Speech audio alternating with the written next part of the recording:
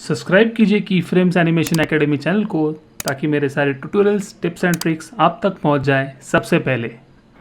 आज हम realistic lighting कैसे करना है, कैमरा का फ्रेमिंग कैसे रखना है ताकि proper exposure, proper shutter speed, proper ISO का सेटिंग कैसे किया जाए और एकदम सिंपल स्ट्रेट फॉरवर्ड अप्रोच कैसे रखना है, इस चीज़ के लिए ये हम सीखेंगे। वीडियो एकदम लास्ट तक देखना तो ही आपको समझ में आएगा मैं क्या कह रहा हूँ। So let's get started. अगर आपको एकदम अच्छे रियलिस्टिक प्रोफेशनल आउटपुट निकालना सीखना है, मैं आपको पढ़ाऊंगा 3D Max, V-Ray और फोटोशॉप।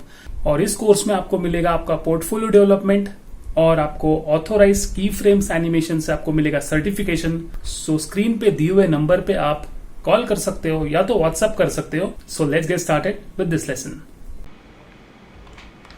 ओके, तो मेरे पास है ये सिंपल बॉक्स और ये मैं लेक्चर में भी इस्तेमाल करता हूँ। आपने देखा होगा कि मैंने जब इंटीरियर का लेक्चर स्टार्ट किया था तभी सेम यही बॉक्स मैंने कैसा आपको बनाना वो सिखाया था।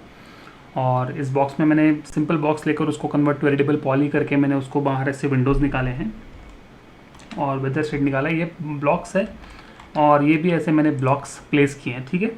और आज का जो अपना टॉपिक है वो रियलिस्टिक लाइटिंग को एकदम सिंपल तरीके से अप्रोच कैसे करना। वैसे तो हमने 2-3 अप्रोच हम सीखते हैं क्लास में कि अलग अलग स्टाइल्स क्या होती हैं रियलिस्टिक लाइटिंग, और रियलिस्टिक जो मूड होता है उसके अलग अलग लाइटिंग के मूड होते हैं ना, मतलब तो वो तो होता ही है। बट आज का जो टॉपिक है वो एकदम सिंपल, मतलब एकदम सिंपल तरीका और एकदम सिंपल अप्रोच से दिखाने वाला हूँ कि कैसे अप्रोच करें रियलिस्टिक लाइटिंग को। ज़्यादा कॉम्प्लेक्स ना बनाए उस चीज़ को, ठीक है ना, और ज़्यादा कॉम्प्लेक्स है भी नहीं, ठीक है। सो मैं चाहता हूँ टॉप व्यू पोर्ट पे, ठीक है। और मैं यहाँ से क्लिक करके जो फिज़िकल कैमरा आता है ना, V-Ray फिज़िकल कैमरा, वहाँ से ना करके मैं यहाँ से ले रहा हूँ V-Ray फिज़िकल कैमरा। ओके, मैं जानबूझकर यहाँ से ले रहा हूँ, ठीक है, ताकि मुझे जो प्लेस करना है ना कैमरा एकदम सीधा प्लेस करना है मुझे। ओके, सो ऐसा नहीं कि पर्सपेक्टिव में मैं गया, सेट किया व्यू और वहाँ से कैमरा पे प्लेस किया, कैमरा आ गया, वो भी तरीका है, नहीं ऐसा नहीं। बट ये जो मैं कर रहा हूँ इसमें मुझे एकदम सीधा ऐसा प्लेस करना है, ठीक है। सीधा मतलब वो एकदम लाइन मुझे एकदम सीधा चाहिए। ओके, रीज़न है उसका। तो इसको मैं मॉडिफाई में जाता हूँ। I don't want target right now I don't want target. I will go to left viewport. मैं उसको थोड़ा सा जो हाइट है ये करीब करीब कुछ ऐसा मुझे चाहिए। और से लेट्स से फोकल लेंथ 45 के से फ्रेम। ये मैं थोड़ा सा अपने हिसाब से थोड़ा फ्लोरिंग और कुछ इस तरह से मैं सेट कर रहा हूँ, ठीक है, ताकि ये प्रॉपर दिखे, विंडो प्रॉपर दिखे और कुछ थोड़ा सा ये ऐसा आ जाए, ठीक है। सो यहाँ पे कुछ चीज़ें हैं, फाइन ग्लास है ये।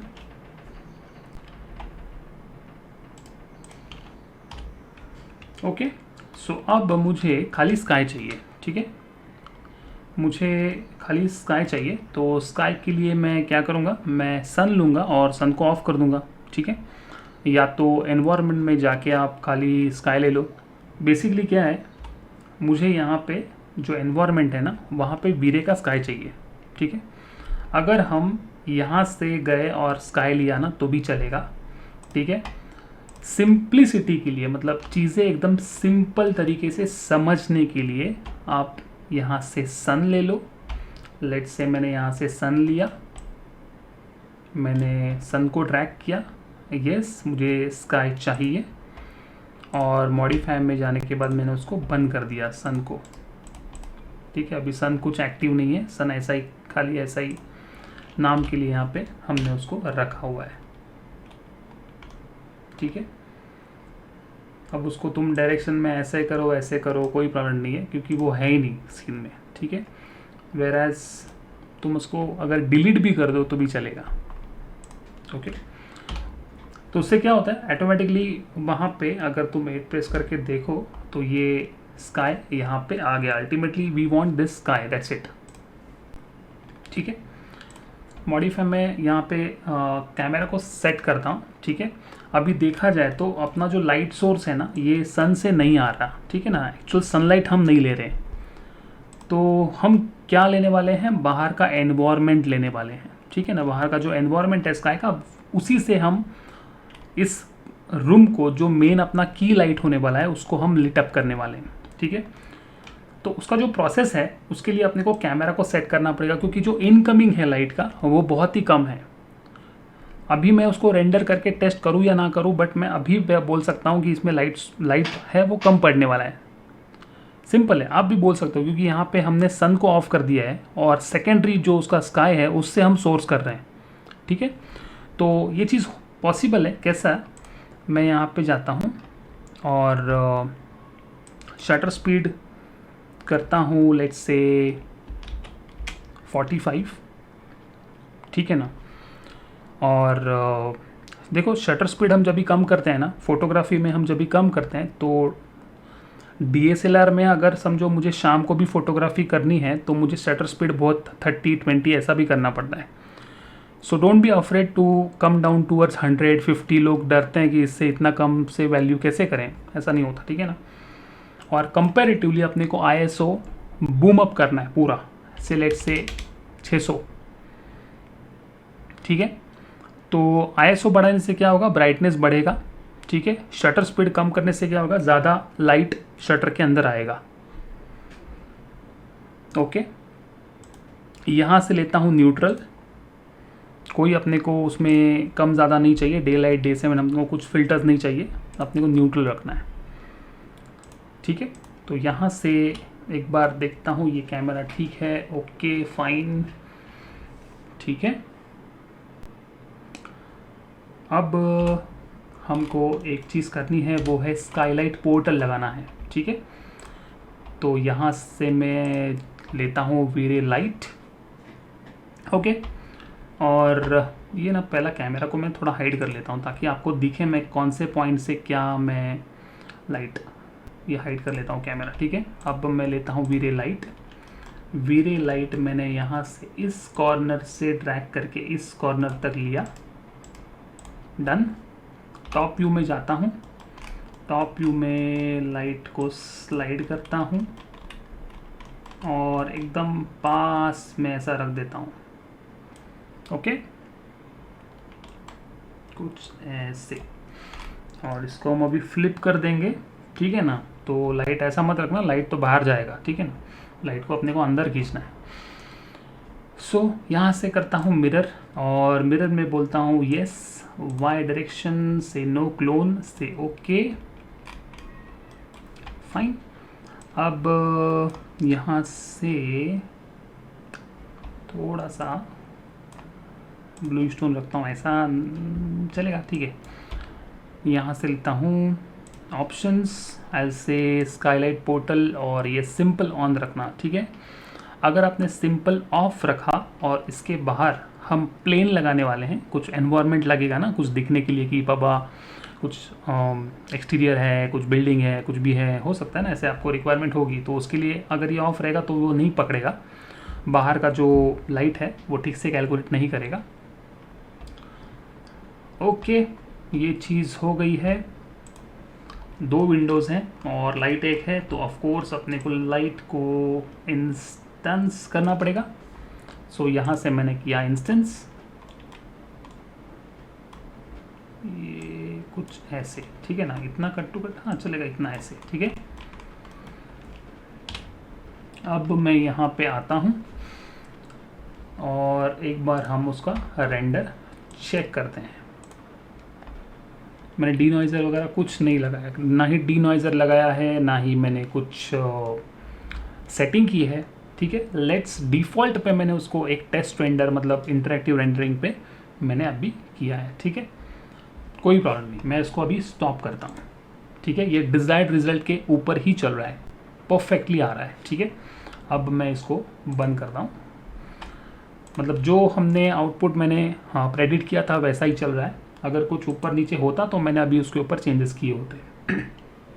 ठीक है, सो यहाँ पे एक लाइट लगा लेंगे। सो लेट्स से मैं यहाँ से लेता हूँ। ठीक है, पहले टॉप में जाता हूँ, इसके अंदर हम एक लाइट लगा लेते हैं, स्पीयर लाइट, कुछ इस तरह से। ओके, यहाँ से लेता हूँ मैं रेडियंट पावर वैट, और मैं ज़्यादा कंफर्टेबल हूँ रेडियंट पावर वैट में, इसके लिए मैं रेडियंट पावर ही सजेस्ट करता हूँ सिखाते वक्त भी और करते वक्त भी। मैं ज़्यादा इसमें नहीं, लोग लुमिनेंस भी करते हैं। ठीक है, लुमिनेंस भी करते हैं और डिफ़ॉल्ट में भी करते हैं, बट मैं उसको जस्टिफाई नहीं कर पाता, इसके लिए मैं रेडियंट पावर पे काम करता हूँ। So let's say I want 6 watt of bulb, जो अपना बल्ब रहेगा 6 वैट का होगा, और यहाँ पे टेम्परेचर रखूँगा कुछ 4500 या समथिंग लाइक दैट। ठीक है ना।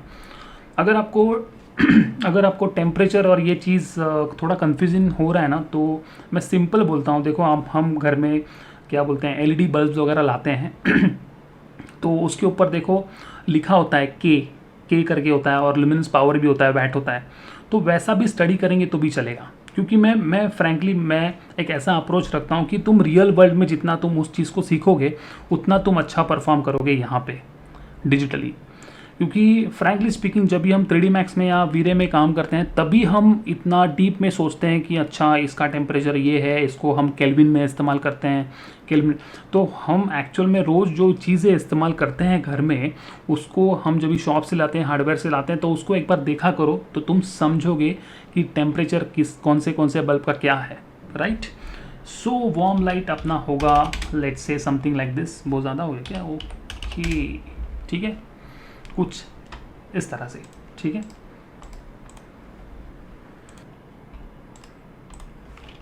अब मैं उसको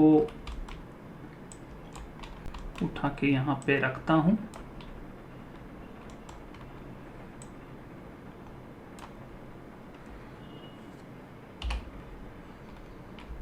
okay,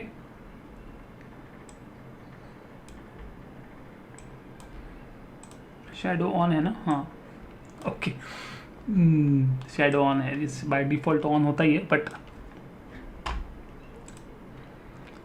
okay fine.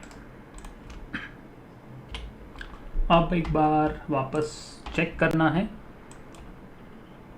Let's say इसको पूरा ही करता हूँ, चलो।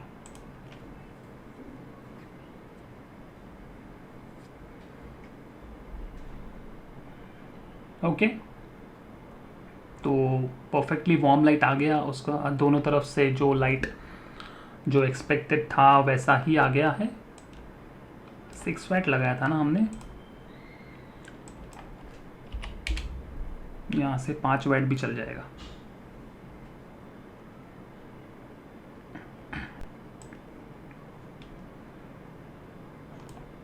ओके फाइन, तो इसको हम अभी स्टॉप करते हैं।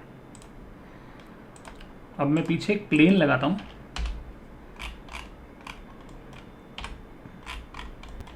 यहाँ पे एक प्लेन लेता हूँ एनवायरनमेंट शो करने के लिए।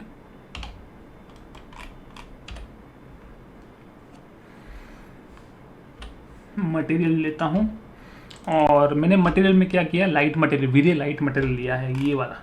ठीक है ना, अभी आपको ये वीरे लाइट मटेरियल मालूम है, यहाँ से वीरे लाइट मटेरियल है, और यहाँ से आपको मैप असाइन करना है। और मैंने यहाँ से एक सिंपल एक जेपेग लिया है अनस्प्लैश से, और वो यहाँ पे लगाया है। ठीक है ना, ओके। और कंपेंसेट कैमरा एक्सपोजर किया है। उससे क्या होता है, हमने जो एक्सपोजर रखा है हमारा कैमरा का, तो उसको ओवरराइड करता है जो हमको जो एक्सपोजर चाहिए। ओके, नहीं तो क्या होता है, वो अपना खुद का एक एक्सपोजर रखता है अलग से, तो वो नहीं चाहिए उसको, खुद को नहीं चाहिए। जो हमने कैमरा का एक्सपोजर रखा है उस we have to subject to उसका एक्सपोजर आना चाहिए। इसके लिए ऐसे कंपेंसेट कैमरा एक्सपोजर। ठीक है, और लेट्स से यहाँ बाय डिफ़ॉल्ट 1 होता है और मुझे यहाँ पे इसको असाइन करना है कुछ इस तरह से, ठीक है। अब हम वापस यहाँ पे उसको टेस्ट करेंगे। ओके, तो ये तो ऐसा होगा ही, क्योंकि अभी अपने को क्या करना पड़ेगा, उसका एक्सपोजर बढ़ाना पड़ेगा, ठीक है। ठीक है, अभी ये रेंडर चलने दो, ठीक है।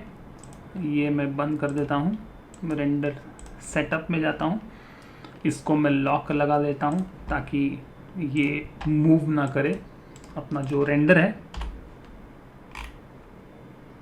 अरे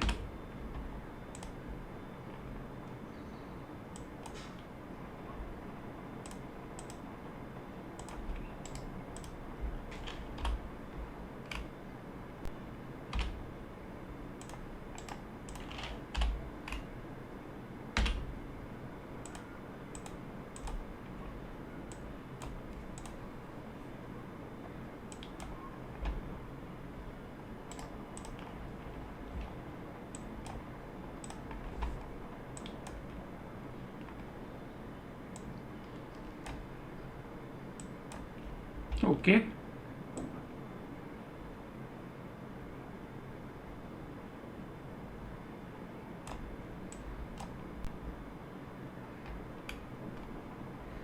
ओके, कुछ इस तरह से उसका एक्सपोजर चाहिए, तो मैं थोड़ा सा और मूव करता हूँ।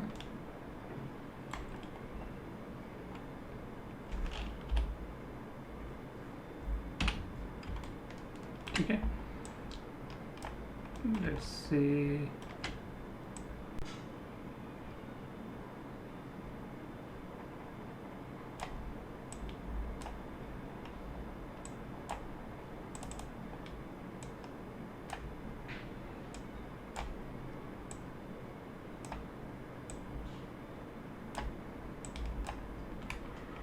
ओके,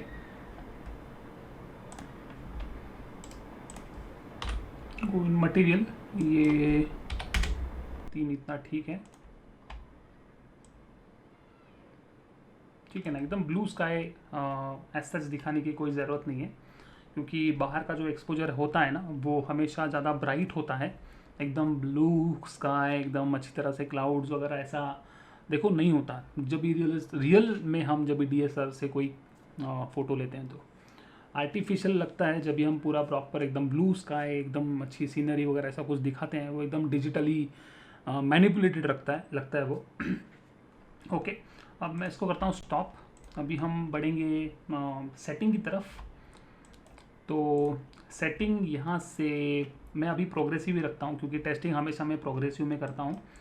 यहाँ से 0.005 है, यहाँ से 0.05 रखता हूँ जानबूझकर, because I have much more confidence in D नॉइज़र।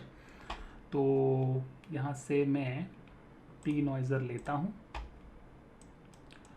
Okay, ये सब सब सब ठीक है, ठीक है।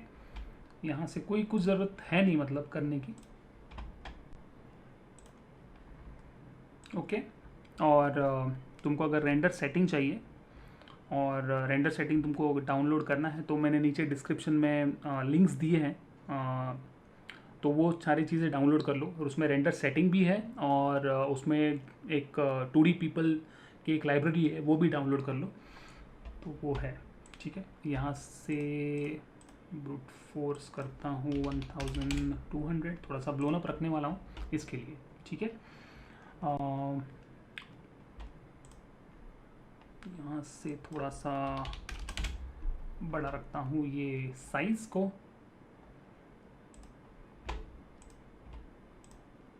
ओके, अभी एक बार इसको रेंडर करेंगे।